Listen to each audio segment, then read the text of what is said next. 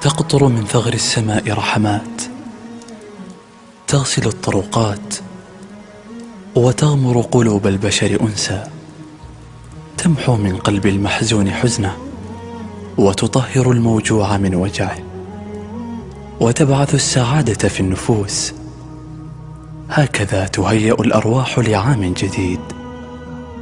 فها هي الدقائق تتثاقل وتلوذ الثواني بالجدران سندا، تتكئ عقاربها وتمشي الهوينة، تموت الساعات صقيعا حين تزورها رياح الرحيل، فينتهي كل شيء ليمنح غيره فرصة البدء والحياة. ينتهي عام بكل أشيائه ليبدأ آخر بأشياء أجمل. ينتهي عام بكل لحظاته ليبدأ آخر بلحظات أنقى. ينتهي تأبين الأحلام لنخلق أخرى أرقى وأبهى. عام يمضي يجر معه أذيال الخيبة وبعض الأمنيات وكثيرا من الذكريات اللذيذة والمؤرقة التي وهبتنا إياها الحياة.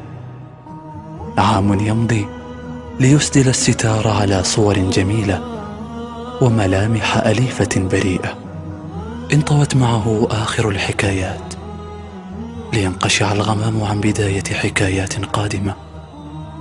عام يمضي تلوح لنا شمسه بوداع، تعلن زهوره عن عمر جديد وربيع أزهى، ويدنو منا قمره ليتلو علينا وصايا آخر العام: أن ابقوا في علو وسمو، علقوا قلوبكم بمن في السماء، وانظروا إلى أمانيكم وحاجاتكم المرفوعة على جناح الدعاء بيقين، وارنوا إليها وهي تتحقق.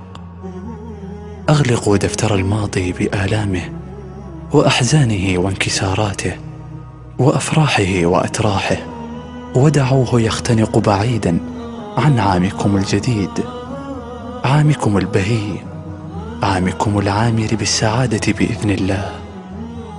كل عام والبسمة تغمر محياكم.